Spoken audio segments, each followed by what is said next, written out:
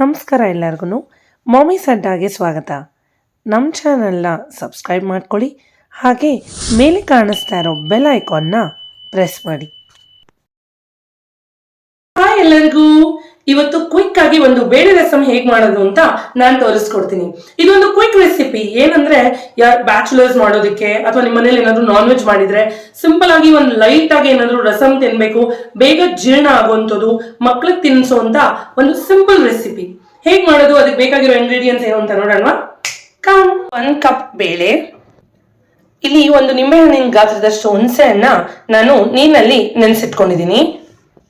1 ಚಿಟಿಕೆ ಅರಿಶಿನ, 1 ಸ್ಪೂನ್ ಸಾಸಿವೆ, 1 ಸ್ಪೂನ್ ಜೀರಿಗೆ, ಸ್ವಲ್ಪ ಕೊತ್ತಂಬರಿ ಸೊಪ್ಪು, 1 ಸ್ಪೂನ್ ಆಗೋಷ್ಟು ಪೆಪ್ಪರ್ ಪೌಡರ್, 1 ಸ್ಪೂನ್ ಆಗೋಷ್ಟು ಜೀರಾ ಪೌಡರ್, ಹಾಗೆ ನಾನಿಲ್ಲಿ ಒಣಮೆಣಸಿನ್ಕಾಯಿ 3 ತಗೊಂಡಿದ್ದೀನಿ, ಹಾಗೆ ಒಂದು 7 ರಿಂದ 8 ಬೆಳ್ಳುಳ್ಳಿ ಎಸಳು, 1 ಟೊಮ್ಯಾಟೊ, ಸ್ವಲ್ಪ ಕೊತ್ತಂಬರಿ ಸೊಪ್ಪು.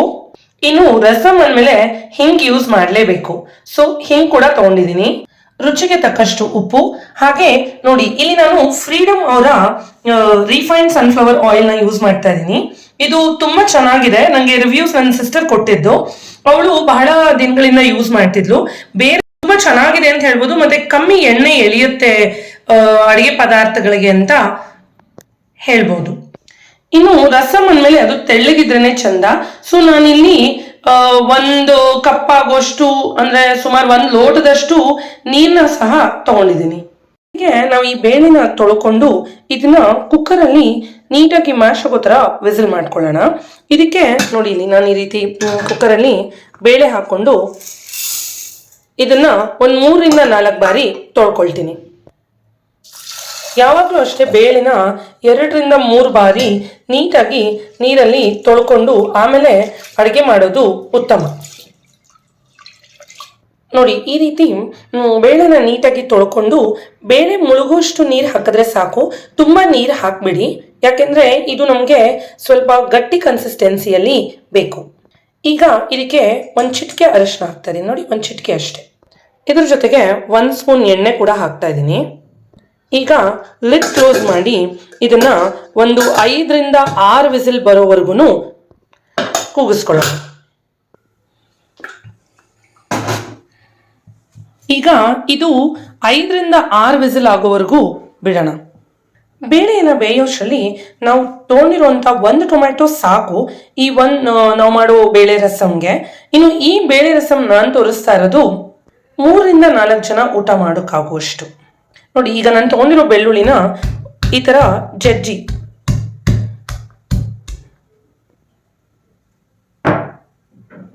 ನೋಡಿ, ತುಂಬಾ ನುಣ್ಣಗೇನು ಮಾಡೋದು ಬೇಡ, 2-3 ಸರಿ ಜಜ್ಜಿದ್ರೆ ಸಾಕು, ಈ ರೀತಿ ಆಗತ್ತೆ. ಈಗ ನಾವು ತಗೊಂಡಿರುವಂತ 1 ಟೊಮ್ಯಾಟೊನ ಸಣ್ಣದಾಗಿ ಹೆಚ್ಕೊಳ್ಳೋಣ.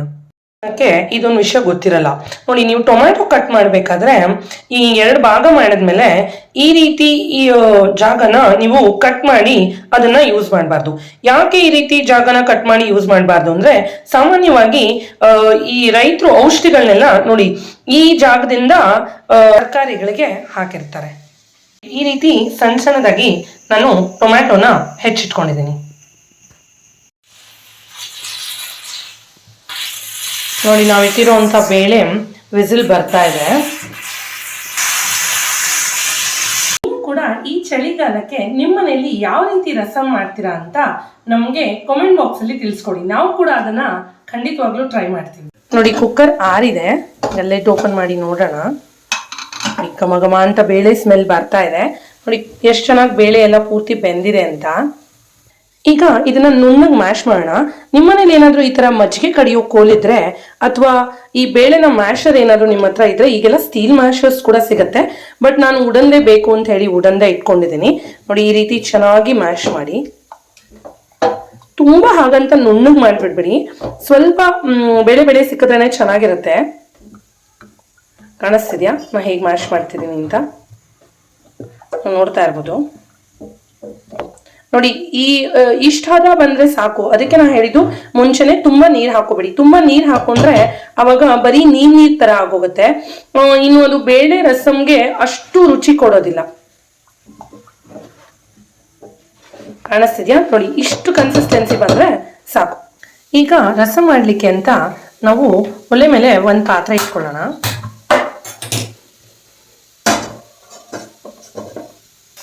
ಇದಕ್ಕೆ 2 ಸ್ಪೂನ್ ಎಣ್ಣೆ ಕೂಡ ಹಾಕ್ತಾ ಇದ್ದೀನಿ.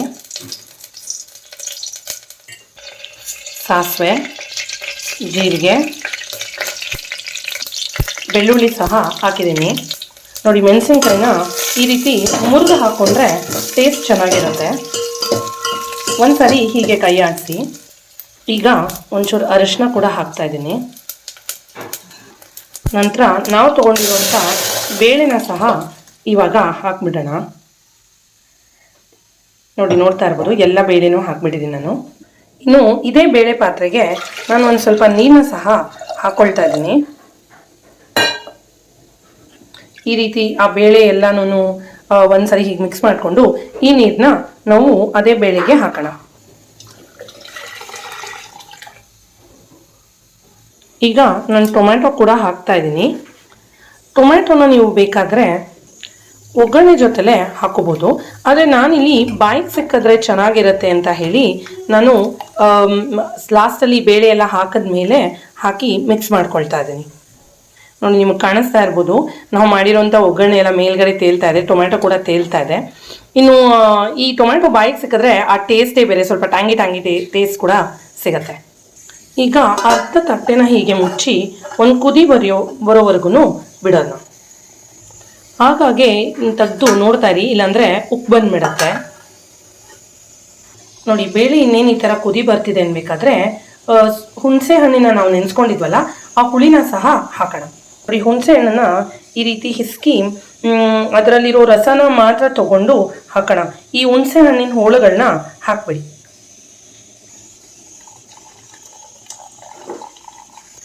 ಈಗ ಒಮ್ಮೆ ನೀಟಾಗಿ ಮಿಕ್ಸ್ ಮಾಡಿ ಈ ರೀತಿ ಸ್ವಲ್ಪ ಅರ್ಧ ಕುದಿ ಬಂದಿದೆ ನೋಡಿ, ಇನ್ನೂ ಪೂರ್ತಿ ಕುದಿ ಬಂದಿಲ್ಲ, ಸ್ವಲ್ಪ ಕುದಿ ಬರ್ತಿದೆ. ಈಗ ಪೆಪ್ಪರ್ ಪೌಡರ್ ಹಾಗೆ ಜೀರಾ ಪೌಡರ್ನ ಹಾಕೊಳ್ಳೋಣ.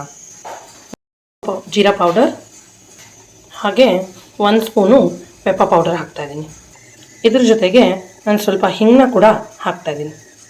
ಇನ್ನು ಯಾಕೆ ನೀವು ಹಿಂಗನ್ನ ಕುದಿ ಬರೋ ಸ್ಟೇಜಲ್ಲಿ ಹಾಕಬೇಕು ಅಂತ ಹೇಳಿದ್ರೆ, ಮುಂಚೆನೇ ಹಾಕಿದ್ರೆ ಅದು ಸ್ವಲ್ಪ ಕಹಿ ಬಂದಂಗೆ ಆಗುತ್ತೆ.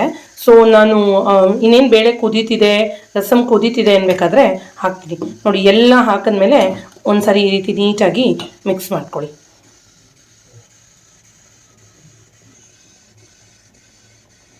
ನೋಡಿದ್ರಲ್ಲ ಎಷ್ಟು ಚೆನ್ನಾಗಿ ಕುದಿ ಬರ್ತಾ ಇದೆ ಅಂತ. ಈಗ ರುಚಿಗೆ ತಕ್ಕಷ್ಟು ಉಪ್ಪನ್ನ ಕೂಡ ಹಾಕ್ತಾ ಇದ್ದೀನಿ.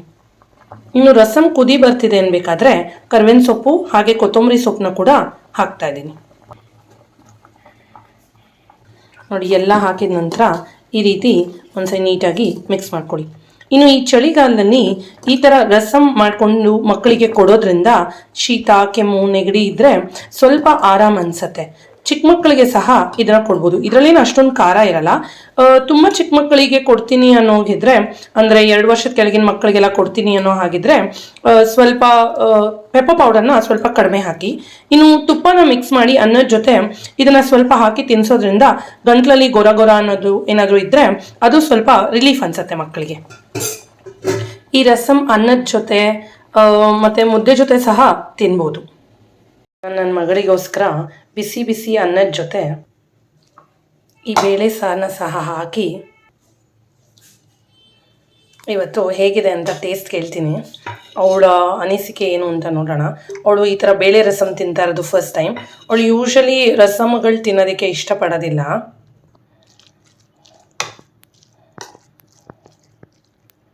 Wow, yummy! ನೋಡಿ ಎಷ್ಟು ಚೆನ್ನಾಗಿ ಕಾಣಿಸ್ತಾ ಇದೆ ಅಂತ ಬಾಯಲ್ಲಿ ನೀರು ಬರ್ತಿದ್ಯಾ? ಹಾಗಾದರೆ ನೀವು ಕೂಡ ಈ ರೆಸಿಪಿನ ಒಂದ್ಸರಿ ಖಂಡಿತವಾಗ್ಲೂ ಟ್ರೈ ಮಾಡಿ. ಇನ್ನು ನನ್ನ ಮಗಳು ಸ್ವಲ್ಪ ಖಾರ ತಿನ್ನೋದ ಕಾರಣ ನಾನು ಸ್ವಲ್ಪ ಇಲ್ಲಿ ತುಪ್ಪನ ಕೂಡ ಹಾಕ್ತಾ ಇದ್ದೀನಿ. ತುಪ್ಪ ಇಸ್ ಆಪ್ಷನಲ್, ನೀವು ಹಾಗೆ ತಿಂದ್ರೇ ಆ್ಯಕ್ಚುಲಿ ಚೆನ್ನಾಗಿರುತ್ತೆ. ಆದರೆ ಮಕ್ಕಳಿಗೆ ಕೊಡೋಕಿದ್ರೆ, ಅದರಲ್ಲೂ 2 ವರ್ಷಕ್ಕಿಂತ ಕೆಳಗಿನ ಮಕ್ಕಳಿಗೆ ಕೊಡೋದಾದರೆ ಖಂಡಿತವಾಗ್ಲೂ ತುಪ್ಪ ಹಾಕಿನೇ ಕೊಡಿ. ಯಾಕೆಂದರೆ ಮೆಣಸೆಲ್ಲ ಹಾಕಿರ್ತೀರ, ಅವ್ರಿಗೆ ಸ್ವಲ್ಪ ಘಾಟು ಅಂತ ಅನ್ನಿಸ್ಬೋದು. ಇನ್ನು ರಸಮ್ ಜೊತೆ ತಿನ್ನೋದಕ್ಕೆ ಅಂತ ನಾನಿಲ್ಲಿ ಬೀಟ್ರೂಟ್ ಪಲ್ಯನ ಸಹ ಮಾಡಿದ್ದೀನಿ. ಇದನ್ನು ಅದ್ರ ಜೊತೆ ಕಾಂಬಿನೇಷನ್ ಚೆನ್ನಾಗಿರುತ್ತೆ. ಇದರ ರೆಸಿಪಿನ ನೆಕ್ಸ್ಟ್ ಟೈಮ್ ಖಂಡಿತವಾಗ್ಲೂ ಅಪ್ಲೋಡ್ ಮಾಡ್ತೀನಿ.